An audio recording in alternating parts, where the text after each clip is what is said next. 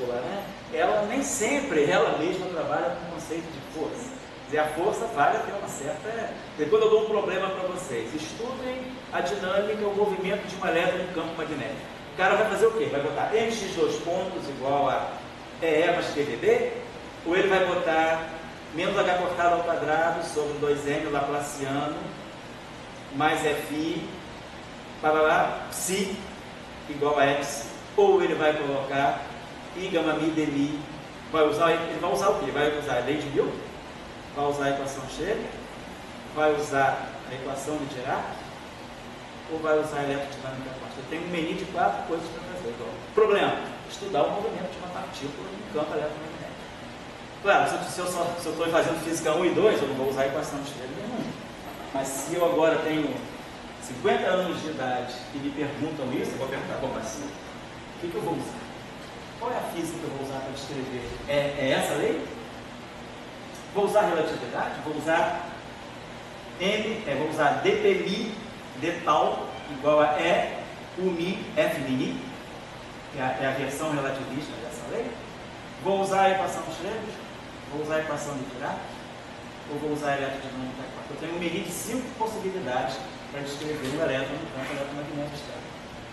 E aí, qual é a física que eu vou usar? O que vai parametrizar essa física? E ver qual é a situação de claro. Entende? Então, qual é a ordem de grandeza do campo eletromagnético que eu estou colocando aí?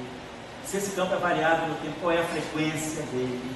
Tem vários fatores que eu vou ter que decidir. Não, de repente, se esse campo tem uma frequência muito intensa, se eu coloco, por exemplo, raios gama, frequência na faixa de 10 a 22 Hz, esse elétron está sujeito a uma frequência. Eu estou dando energia demais nesse elétron nunca vai ser um elétron clássico. Então, entenderam qual é a questão? A gente tem que pensar qual é a física que eu tenho para saber qual é o objeto de uso que eu vou usar para aquela física. Então, se eu estou fazendo a equação de Maxwell num curso do Jackson, o Jackson coloca sempre a equação de Maxwell. Então, qualquer problema do Jackson é a equação de Maxwell. Não tem nenhum problema ali que eu vou usar a equação de Schrödinger. Mas não significa que eletromagnetismo seja só a equação de Maxwell, é só isso. Isso aqui é uma faceta muito rudimentar do eletromagnetismo. Se eu botar um campo magnético na faixa de 10 a 10 Tesla, essa equação está fora de cogitação completamente. O elétron é quântico. O elétron vai assumir vai soltar a franga da mecânica quântica. Ele não vai fazer essa classe nunca. Então, essa é a questão que vocês têm que perceber num problema físico. Qual é a física que eu vou usar para descrever aquela interação? Eu vou usar a noção de força? Vou usar a noção de potencial? Ou vou usar a noção de campo? Dependendo da situação, o mesmo problema pode ser visto nas 3 abordagens. Certo? Então, para nós, eu vou lá agora te dar a palavra. Para nós, o fenômeno eletromagnético, isso é mais indiscutível. O fenômeno eletromagnético está aqui. Porque se o elétron é clássico, é quântico, se o elétron é relativista, se o elétron ele entrou na era da teoria quântica de campos, é isso que vai ficar. Isso aqui está fora. Isso aqui é praticamente newtoniano. Certo? Então, para nós, o fenômeno eletromagnético está codificado nos potenciais. E aí, se a gente vai para qualquer dimensão, a gente vai levar essa noção. Então, quando eu vou para 2 dimensões temporais e 2 dimensões espaciais, eu vou levar os potenciais, não os campos. Vamos ver isso hoje. Pois não, vai. A pergunta é seguinte, Pode falar mais alto? Só tem uma crítica que o pessoal diz que as tuas perguntas, que sempre são muitas, estão muito baixas nas gravações. Era bom você falar um pouquinho mais alto. Tá ok. A pergunta é a seguinte, já que você está querendo colocar que os campos potenciais são mais importantes que os campos eletromagnéticos, a questão é o que os campos potenciais vêm, segundo uma teoria. Então, aqui você colocou, de um lado uma lagrangiana, naquela lagrangiana ele via carga elétrica, e na força ele não via carga elétrica. Então, mas acontece também, esses campos potenciais, vamos dizer, eles não existem nas equações de Maxwell. Então fica aí dois territórios. Assim, e a questão justamente se pergunta que você pode ter uma teoria que os campos potenciais participem da força. Mas quer dizer, o princípio teu de eletromagnetismo que ele está perguntando, de eletromagnetismo, é o que os campos potenciais têm o que vem gerado pela carga elétrica. Então, nós vamos dizer assim, o que é o eletromagnetismo na verdade? O eletromagnetismo que a gente aprende assim, vamos dizer assim, meio lapidariamente, né? Lapidariamente, é carga, né? Mas claro que não, carga é só uma faceta. A gente sabe que o eletromagnetismo tem uma fonte muito importante que as partículas têm. O elétron não tem só carga. O elétron tem o seu magnetismo pessoal, o seu charme também, né? Ele tem um momento magnético. O magnetron de Bohr mede isso. Falar μB é H cortado sobre 2M. É o magnetron de Bohr. Então, eu acho que o eletromagnetismo está ligado também ao spin, ao momento magnético.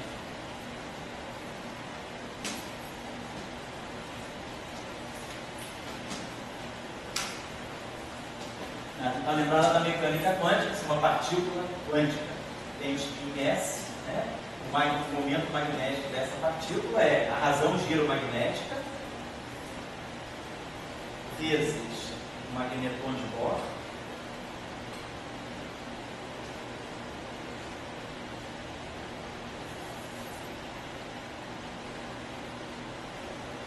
vezes o spin.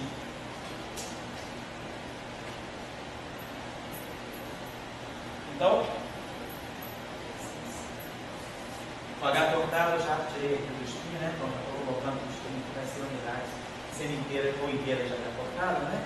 E aqui a gente tem dois.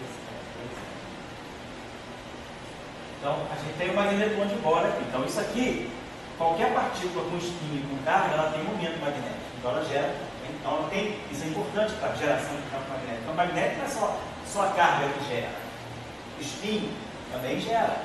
O spin, uma partícula carregada, ele tem magnetismo. Então, o elétron, claro que a parte mais forte do campo que ele gera é o campo da carga, né? A força coulombiana, a parte coulombiana, domina um elétron estático, mas eu também tenho o campo magnético do elétron, porque o elétron é um dipolo, ele é um momento, ele tem um momento de dipolo magnético, ele gera um D também, ele não gera som, é uma carga, né?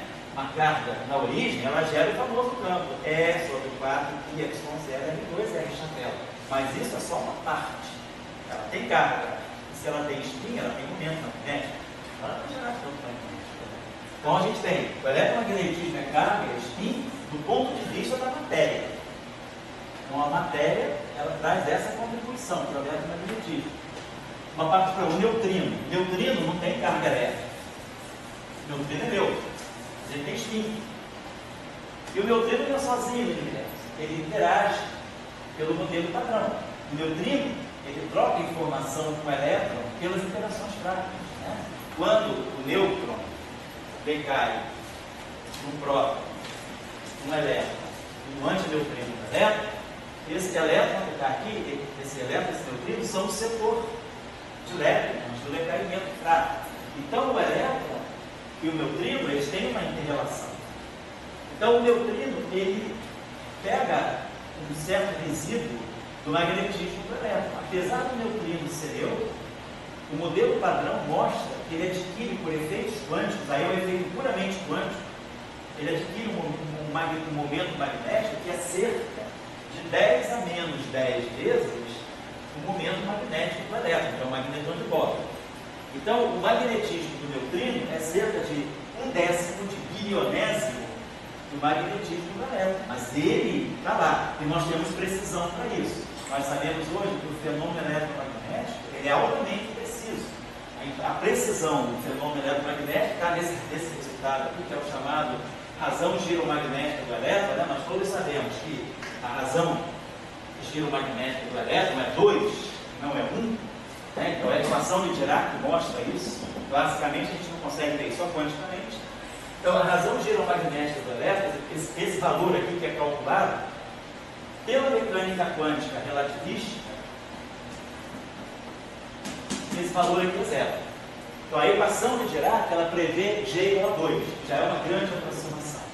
Mas aí, efeitos outros, o elétron, nesse grau de precisão, o elétron não é mais uma partícula, ele é um campo, e esse campo se espalha, tem interação eletromagnética. Então, a teoria quântica de campos, que é a QED, ela dá um valor teórico para essa grandeza aqui, que não é zero, ela corrige esse zero.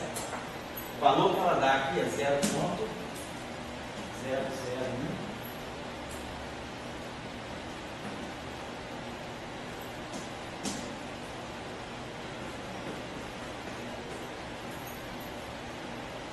Até aqui nós temos certeza. O resultado experimental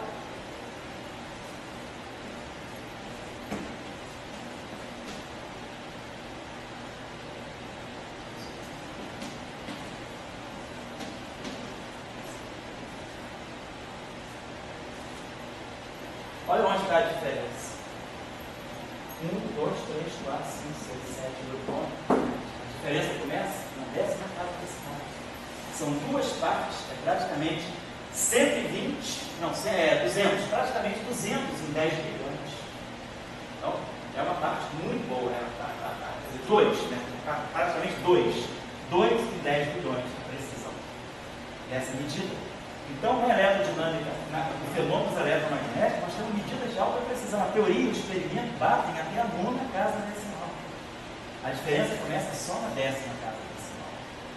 Então, o magnetismo do neutrino não é tão em zero à esquerda assim.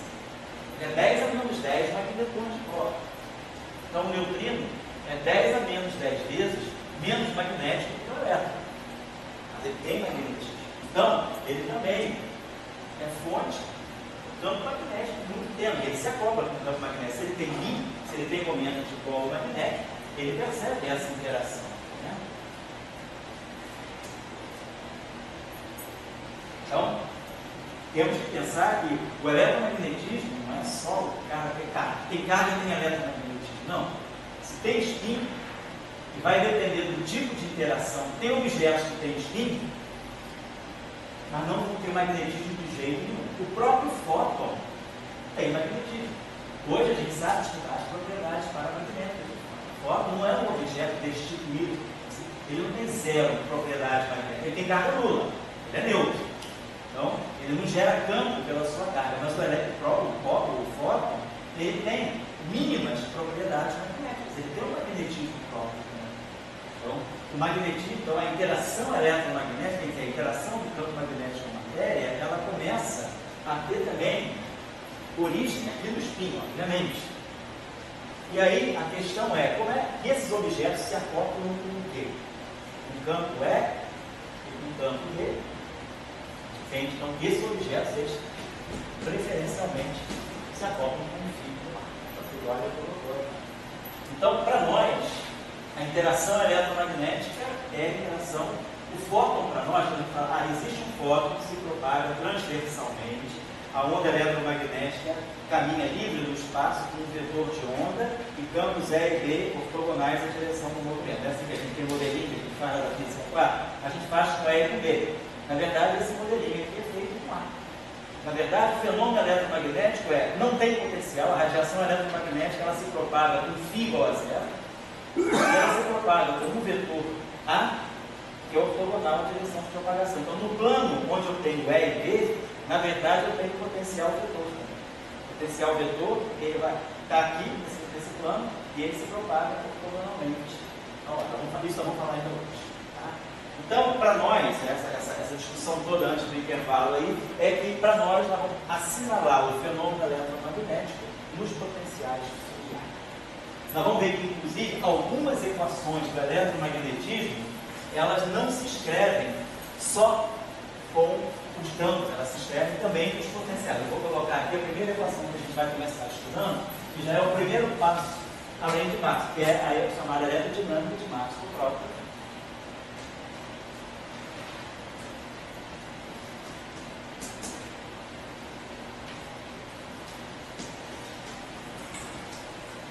Então já fica como exercício, uma tarefa um para casa, quem quiser fazer essa tarefinha, só para aquecer aí, a volta do eletromagnetismo, tenta calcular um dado com solenoide infinito, aquele solenoide ideal, tá? Solenoide infinito, um campo magnético uniforme no exterior. Eu quero que vocês calculem o potencial vetor em todo o espaço. aí vocês vão ver que o potencial vetor não é zero fora do solenoide, apesar do campo magnético ser nulo. Então aqui eu tenho B igual a zero, A diferente de zero.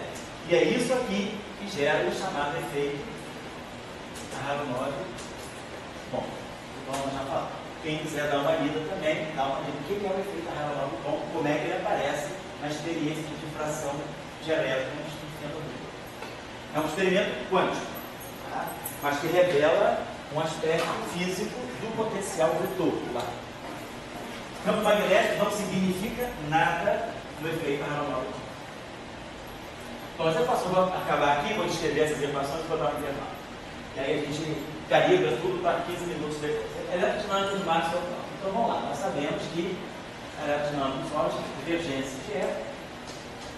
Aí aqui vai aparecer um fator novidade, vai aparecer um objeto aqui, si.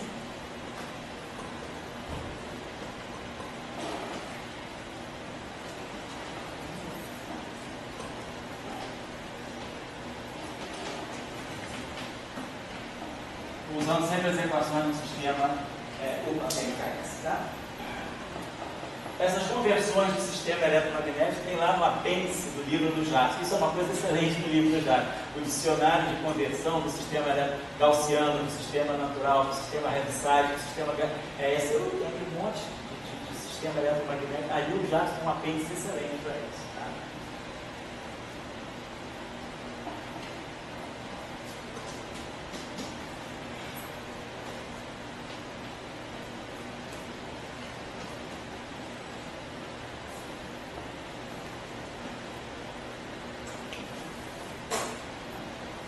Opa, perdão. Corrijam aqui, que é o potencial.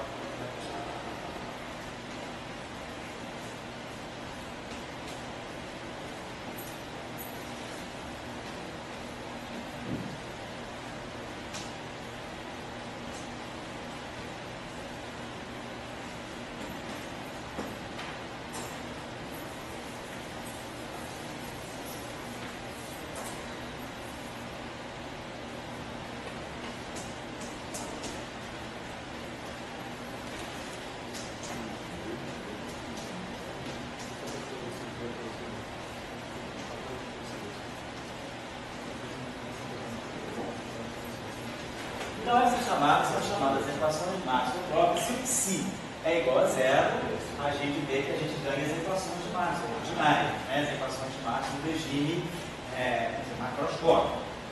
Agora, se o psi é diferente de zero, o que significa isso? Mas vocês veem que eu tenho uma possibilidade de escrever as equações de Maxwell com os potenciais já aparecendo. A equação não depende só de E. Então, nesse caso, qual é o papel do φ, qual é o papel do A? Então, várias perguntas a gente pode se fazer ali. Quando essa onda se propaga, será que essa onda eletromagnética do vácuo, ela é transversal ou não? Se por acaso, por exemplo, eu vou estudar a pressão de radiação, né? Será que a pressão de radiação agora, devido a esses termos que eu tenho aqui, será que essa radiação eletromagnética ela exerce mais pressão sobre uma superfície sobre a qual ela incide ou não? Então, a conclusão, o que é esse fenômeno eletromagnético que está sendo descrito por essas equações de Maxwell, modificadas esses dois termos, simplesmente, os termos novos são esses aqui.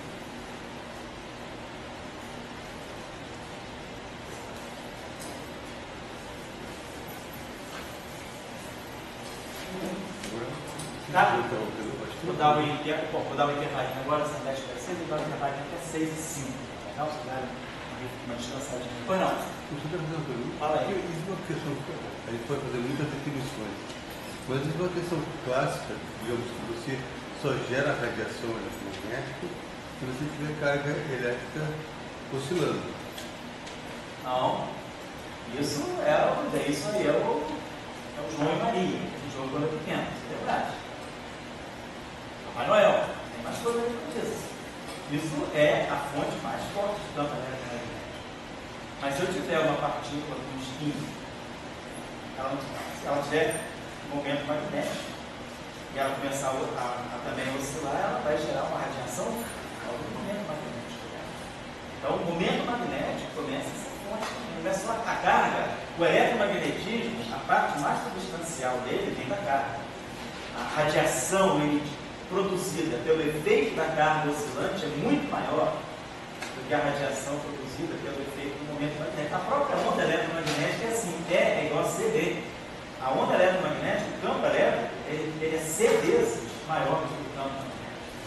Então, tem um descompasso, né, entre as intensidades dos campos. O setor magnético é mais fraco, mas não significa que seja resistente. Então, você pode ter efeitos que domina, né, a carga. Carga é a grande fonte. Aliás, assim, historicamente foi assim que o eletromagnetismo foi desenvolvido, a partir da carga. A questão do momento magnético, a questão do spin só chegou bem depois. O spin só foi descoberto em 1925, mas a questão do magnetismo sem incorporar o eletromagnetismo, ela veio bem depois. Então, mas a gente não pode assim, desconsiderar que hoje, no mundo de hoje, com a nanotecnologia tão desenvolvida, onde a gente pode agora trabalhar com objetos muito isolados, o efeito do spin, por que está se desenvolvendo a spintrônica agora?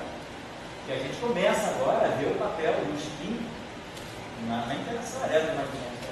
Não é só carga que gera campo eletromagnético. A spintrônica é isso. É você começar a fazer a tua tecnologia em cima do spin. Claro que tem efeitos quânticos conjugados a isso. Mas você não está mais só atribuindo à carga toda a propriedade eletromagnética. Mas você dizia que o spin oscilando? Claro, também radia. Eu nunca vi isso calculado no livro do livro. Está em artigo só. Não tem nenhum livro de eletromagnetismo que calcule O spin oscilando sem carga. o spin para o neutrino, né? Você tem momento magnético. O neutro, pega o nêutron. O nêutron é neutro, mas ele tem momento de dipolo elétrico. Tem propriedade elétrica, ele é neutro, mas ele tem propriedade elétrica. Aliás, esse é um grande problema da QCD. Né? Como é que eu explico? Qual é a física fundamental que explica o momento de dipolo elétrico, não é magnético, não do nêutron. Então, o nêutron tem momento de dipolo elétrico, apesar de ser neutro. Mas por quê? Porque a gente sabe, ele é uma estrutura composta de quarks. Então, eu tenho quarks ali dentro. 2/3, menos 1/3, menos 1/3. Então, esses quarks podem se polarizar. Eu tenho, como a situação é mecânica quântica, eu tenho probabilidade muito forte de ter as cargas positivas polarizadas, né, opostamente às cargas negativas. Então, eu tenho carga positiva e carga negativa. Então, dentro do nêutron, os quarks se rearranjam para produzir um momento de dipolo elétrico. Então, eu entendo que a origem do dipolo elétrico do nêutron está no quark. E aí a QCD, esse é um grande problema na QCD. Qual é, dinâmica quântica, qual é o efeito na QCD que explica e justifica o momento de dipolo elétrico do vácuo? Isso aí é um problema fundamental na QCD chamado problema do vácuo θ ou problema da violação de CP forte, que é um problema em aberto na física de altas energias. Depois, o nêutron, como você falou, ele também tem momento magnético, ele é neutro, mas ele tem momento magnético. Por quê? Porque o momento magnético é um vetor. Eu tenho 3 quarks. Cada quark está rodando ali dentro com o seu momento magnético na direção. Quando eu somo 3 vetores quaisquer, a soma não é 0. 2/3 menos 1/3 menos 1/3. Daria 0 a carga. Mas o momento magnético é um vetor. Então, de repente, o quark U está com o momento magnético assim, o quark D está com o momento magnético assim, e o outro quark D está com o momento magnético assim. Quando eu somo esses 3 vetores, eu ganho um vetor no nulo. Então, o nêutron tem momento de dipolo magnético também. Então, ele gera. Então, um nêutron oscilando, ele gera um campo de radiação fraquíssimo, mas gera. Talvez a gente não consiga, com a precisão da eletrodinâmica, a gente não consiga medir o campo de radiação. Realmente eu não sei. Eu não sei o quanto se tem disso. Mas que fisicamente, teoricamente, a teoria diz: ó, o nêutron tem momento magnético. Se ele oscila, ele radia. Mas digamos, aí, porque ele tem carga elétrica sutilmente ou porque... Porque o quê? Porque ele tem carga elétrica sutilmente ou porque simplesmente ele é um spin e um spin pode oscilar e gerar radiação? Primeiro, no caso do nêutron, é um caso meio, vamos dizer assim, não gosto muito dele, porque ele é uma partícula composta. Então eu jogo tudo para cima dos quarks, né? A culpa sempre fica com os quarks. Mas vamos pegar o neutrino. O neutrino, até hoje, ninguém mostrou que ele tem estrutura interna. O neutrino ainda é uma partícula elementar. E o neutrino tem momento magnético. Ele tem carga nula. Mas da onde vem o momento magnético dele? Neutrino, ele interage, ele, quer dizer, eu não consigo, o neutrino não é uma partícula isolada, ele tem interações fracas.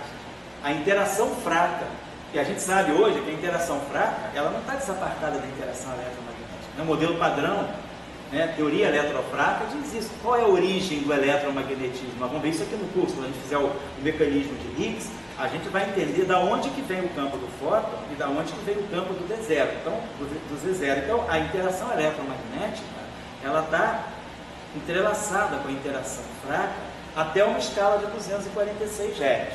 Nessa escala, as duas interações praticamente se desapartam. Mas o neutrino guarda a memória de que acima de 246 Hz não havia interação eletromagnética nem fraca, havia interação eletrofraca. E ele traz esse efeito para o mundo de baixas energias. Então o neutrino tem momento magnético. E remonta às origens dele, antes da transição de fase que gerou as interações eletromagnéticas separadas das fracas. Hoje a gente entende que eu não gosto inclusive de ensinar eletromagnetismo só recortado. Recorto o eletromagnetismo e coloco ele aqui. Não, o eletromagnetismo não consigo recortar ele, desacoplar ele do efeito eletrofraco. Tem uma interação fraca junto com ele. O efeito é pequeno. Então, para efeitos macroscópicos, esse efeito é pequeno. Mas quando você está no LHC ou quando você está num acelerador é mais, é menos, o eletromagnetismo começa a se misturar com a interação fraca. Então, o neutrino, ele traz essa memória de que efeito e interação fraca estavam unificadas. E ele carrega esse momento magnético de 10 a menos 10 magnetões de Bohr por causa desse efeito quântico.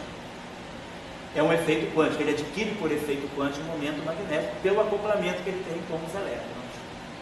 Daí, se ele tem magnetismo, ele vai gerar radiação.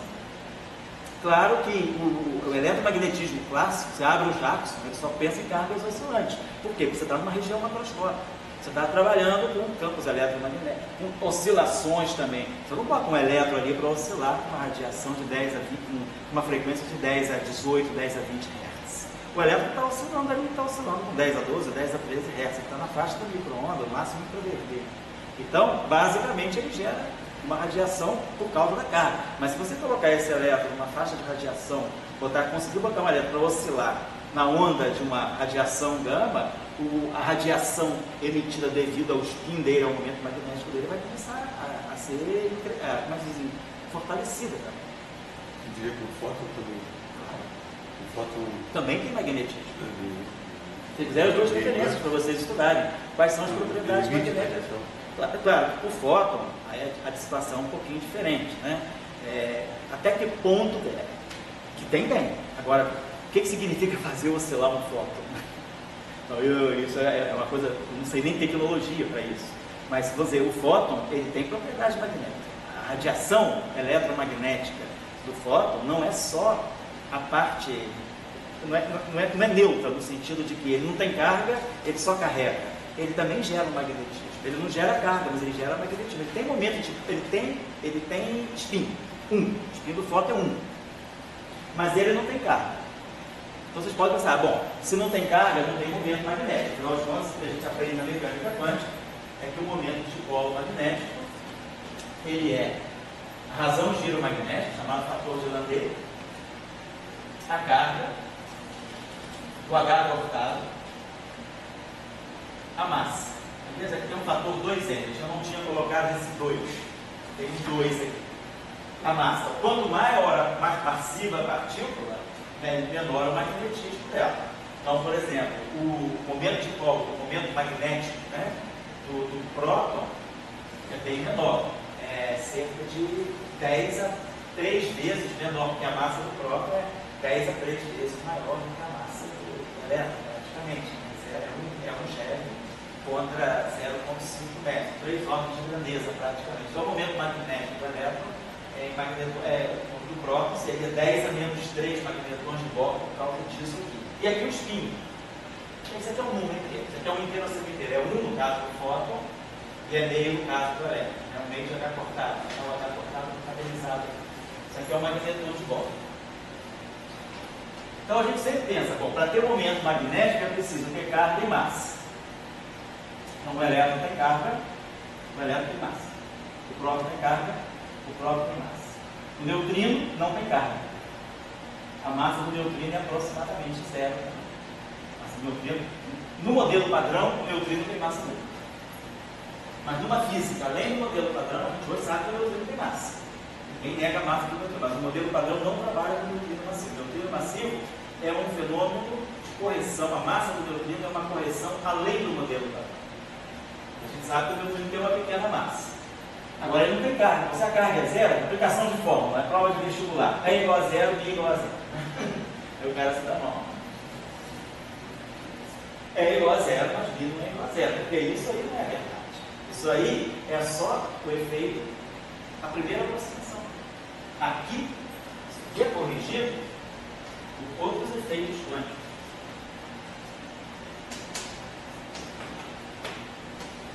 No caso do neutrino, que efeitos quânticos são esses? É a interação do neutrino com o bóson W- que faz a intermediação da interação fraca, os bósons nucleares carregados. Essa interação é muito pequena, porque os bósons são muito massivos. Então, para você produzir um bóson nessa característica de massa, é um efeito de baixa probabilidade. Você vai produzir um objeto muito massivo, cada vez que quanto mais massivo for o objeto, maior é a probabilidade de você produzir com um acelerador, pelo gasto de energia é muito maior. Então, mas os efeitos são amortecidos pela massa, o bóson intermediário, mas o neutrino tem magnetismo. Então você pode buscar. A questão é, faz sentido? Alguém vai conseguir calcular e alguém vai conseguir medir qual é o efeito na radiação de um momento de um neutrino que está oscilando para emitir uma antena de neutrino. Agora está se fazendo, vocês já sabem, né? Está se fazendo telecomunicação com neutrino. Foi uma grande também. Menos de um ano atrás, construíram o primeiro telefone à base do neutrino, na sala do tamanho da caixa do telefone do tamanho dessa sala, praticamente. Já se faz uma tecnologia de neutrino, telecomunicação com neutrino, medicina com neutrino, prospecção de petróleo com neutrino. Então já está se trabalhando uma tecnologia de neutrino. Agora a pergunta é, e como é que eu vou fazer uma antena de neutrino? Né? Se o neutrino começar a oscilar, como é que vai ser o campo de radiação? Né? Como é que vai ser o vetor de point dessa radiação? Mas faz sentido. Teoricamente dizendo, não.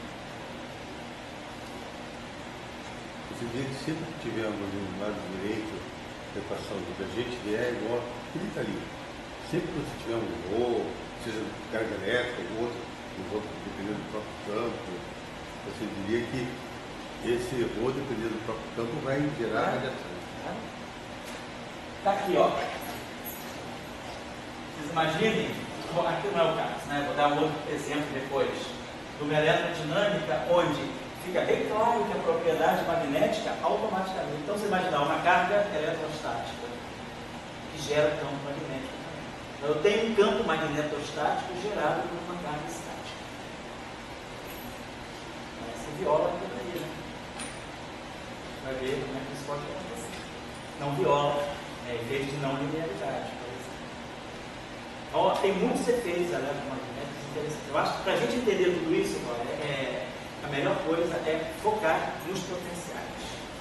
Fiar, eles são os agentes que transmitem a interação eletromagnética. Toda a informação eletromagnética está decodificada dentro do fio do átomo. Inclusive, eles trazem a memória de tempos remotos, quando não havia interação eletromagnética. A interação eletromagnética era uma só, junto com a interação fraca. O que havia era uma interação eletrofraca.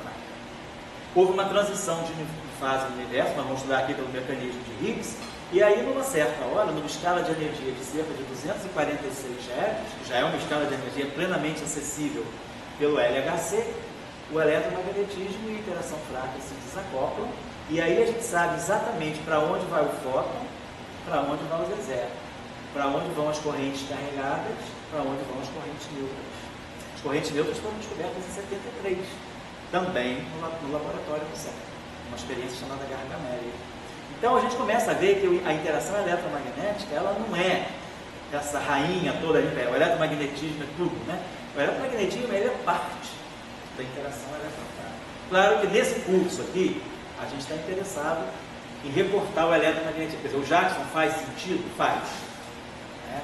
Mas o Jackson é só uma parte da história. Se eu quiser entender a fundo o eletromagnetismo, eu tenho que entender aonde ele se liga com as interações fracas. Eu tenho que colocar o eletromagnetismo dentro de um cenário mais amplo, que é o cenário eletrofrágil. Então, basicamente, a ideia é essa. O modelo padrão nos ensina isso. Eu tenho essa região aqui dominada pelo eletromagnetismo, e tenho essa região aqui dominada pelas interações fracas. Isso tudo aqui é a teoria elétrico-prática. Até que ponto, né, eu vou ter que olhar isso, um fenômeno daqui transita para cá. Quando eu estou fazendo Jackson, eu esqueço isso, o Jackson está aqui. Mas quando a gente fala da teoria de Salant-Weinberg, essa linha desapareceu. Isso tudo aqui é eletrofrágil. E aí, lá no meu acelerador em Genebra, né, lá na LHC, quando dois elétrons eu faço espalhamento de elétrons, né, não no LHC, porque a LHC é própria, mas no prédio do LHC interelétrico, que ela é mais ou menos, colisão de feixes é mais ou menos, quando é mais ou menos, o elétron, quando ele vai ter uma interação com o outro elétron, ele não troca só fóton, ele troca zero, ele troca bóson de Higgs, ele troca neutrino. De acordo com a energia que você vai dando ao elétron, você vai excitando cada vez mais o elétron, ele começa a trocar muitos outros agentes com o outro elétron. Então você não vai ver só a interação eletromagnética, você vai ver porque o elétron, a lei de Coulomb, como é que ela é modificada por causa do efeito fraco que está dentro do elétron. A física é uma só, não é? Física é uma só. Para aprender a gente recorta, né? Então a gente tem que aprender reportado, porque isso aí faz parte, eu acho, da cabeça humana, né? A cabeça humana precisa aprender cada coisa de uma vez, né? Aprender a abrir 8 janelas de uma vez, né? É complicado. Mas a gente tem que pensar que a física é uma só. A gente recorta por efeito disciplinar, é uma questão de disciplina. Disciplina, eletromagnetismo, disciplina, interação fraca, disciplina, teoria eletrofrágil. Você já começa a misturar, é uma questão disciplinar, é uma questão de transmissão de conhecimento, mas a física está convidando para isso. Se aprendeu ou não, é a natureza. A gente tem que correr para dela, não ela correr para a gente. Então, vamos começar a perceber tudo que está por trás do eletromagnetismo. O eletromagnetismo é algo muito amplo. Daqui a pouco a gente vai ver que o eletromagnetismo tem a ver com a gravitação também. Quem é que gera massa? Segundo a história do modelo do bóson de Higgs. O bóson de Higgs só interage com partícula que tem massa. Qualquer partícula que tem massa zero está proibida de interagir com o bóson. O bóson de Higgs tem uma relação com a massa. Ele só vê massa. Mas ele não interage. A carga que ele usa não é a carga da massa. Ele interage via a carga fraca, mas ele só percebe o objeto massivo. Então a gente começa a observar que a massa ela não está tão desacoplada assim da interação fraca. Mas a interação fraca está ligada à interação eletromagnética. Então massa que é gravitação, eletromagnetismo e interação fraca não estão tão desconectados assim. A gente começa a ver que a gente reparte, né? Física 1, física 2, GNM sobre R2, lei de Newton. Sabe que é criticável também. Ninguém mediu essa lei para distâncias menores do que 0,2 milímetros. Então, se alguém for medir GNM sobre R2 abaixo de 0,2 milímetros, pode encontrar desvios razoáveis. Qual é a origem desses desvios? Pode ser a quinta dimensão. Você vai física do modelo padrão. Então, a própria lei de Newton, que é a coisa mais básica que a gente estuda, ela está determinada. Ninguém diz que ela está livre. GNM sobre R2 só vale para distâncias maiores ou da ordem de 0,2 milímetros. Então, uma distância de 1 micron, por exemplo, 10 a menos 3 milímetros, essa lei pode não valer. E aí, quem explica a não validade dessa lei? Então, até que ponto a própria gravitação está recebendo informação de um mundo muito microscópico? E aí a gente começa a perceber, o bóson de Higgs ele é um coringa muito interessante, porque ninguém sabe se ele existe ainda ou não. Tem indícios de que alguém muito parecido com ele apareceu. Mas, se ele existe, ele tem uma coisa, ele só interage com o objeto que é massivo. Qualquer objeto sem massa passa batido pelo bóson de Higgs. Mas, quando ele interage com o objeto massivo, ele não interage pela lei de massa, pela lei de força proibida da massa. Ele interage por uma outra carga que ele carrega, que é a carga fraca, porque ele não tem nem carga eletromagnética, ele é neutro. E aí, como a gente sabe que o fóton está nesse referencial, nesse cenário, o fóton está ligado ao bóson de Higgs também, apesar do bóson de Higgs não interagir diretamente com o fóton, mas o bóson de Higgs está no cenário onde eu tenho fóton. E aí, se eu tenho eletromagnetismo de interação fraca e o bóson de Higgs só interagindo com a massa, e é ele que dá a massa para todo mundo. A origem da massa no modelo padrão está no bóson de Higgs, menos a massa dele.